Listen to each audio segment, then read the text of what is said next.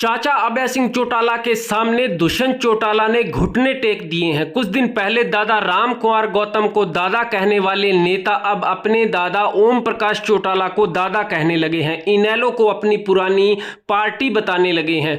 लोकसभा का चुनाव नहीं लड़ करके सीधा ऐलान कर दिया है कि उनके वोटरों का रुझान किस तरफ होगा।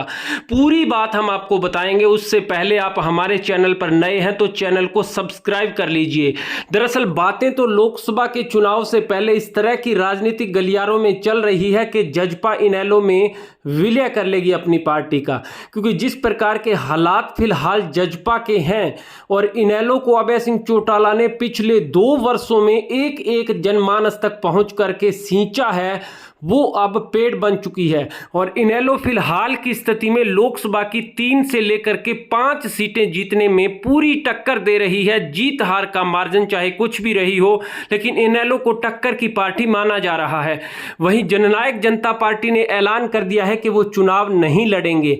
2018 में इनेलो से अलग होकर के दुष्यंत चौटाला ने अपनी अलग पार्टी बनाई, 10 सीटें लेकर के विधानसभा पहुंचे और सरकार में डिप्टी सीएम का पद मिला।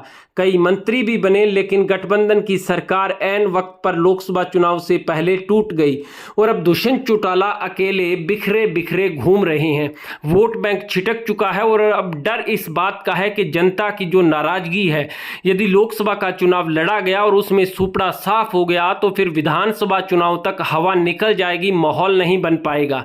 ऐसे में जो बचा खुचा हुआ माहौल है उसको बचा करके विधानसभा चुनाव लड़ना चाहते हैं और लोकसभा से दूर रहना चाहते हैं। अब अपने दादा ओम प्रकाश चौटाला के चरणों में नतमस्तक हो गए हैं और चाचा को गले लगाने तक की नौबत आ चुकी है, क्योंकि इनेलो अब फिलहाल बाउंस बैक करके फिर से अपने ऊपरी रुझान पर आ चुकी है और जजपा अपने निचले स्तर पर जा चुकी है। जो वोट बैंक इनेलो से छिटक करके 2018 में जजपा में गया था, उसे अभय सिंह चौटाला ने वापस मना करके रूठे हुओं को पार्टी ज्वाइन करवा दी है। बड़े नेता पहुंच रहे हैं।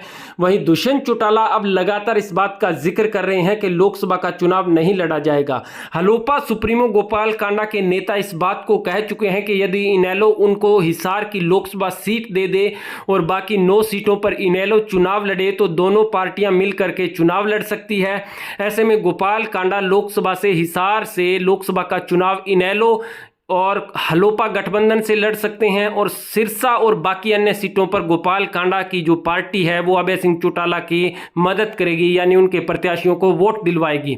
तो निश्चित रूप से भाजपा और कांग्रेस के लिए बड़ी मुसीबत बन रहे हैं अभय सिंह चौटाला।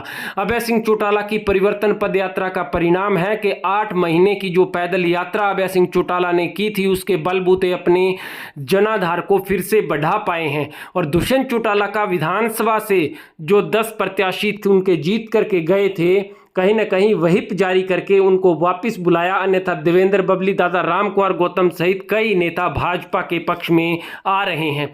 ऐसे में अभय सिंह चौटाला और चौधरी ओम प्रकाश चौटाला पर निर्भर करता है कि क्या वो जजपा का विलय इनेलो में कर सकते हैं।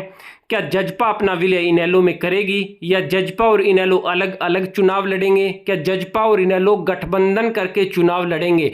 तो 2 शर्तों की संभावना बिल्कुल ना लग रही है कि गठबंधन में चुनाव नहीं लड़ा जाएगा और साथ चुनाव नहीं लड़ा जाएगा, ना एक दूसरे की मदद की जाएगी। हो सकता है तो जजपा अपने दादा ओम प्रकाश चौटाला से माफ़ी मांग करके जजपा का विलय इनेलो में करे और उसके बाद जनाधार फिर से इनेलो का आ सकता है, क्योंकि मिल करके जो जनाधार 2 भागों में बंटा हुआ है उससे कहीं ना कहीं विपक्षी पार्टियों को फायदा हो रहा है। आप क्या सोचते हैं पूरे घटनाक्रम पर? कमेंट बॉक्स में अपनी अहम राय अवश्य दें।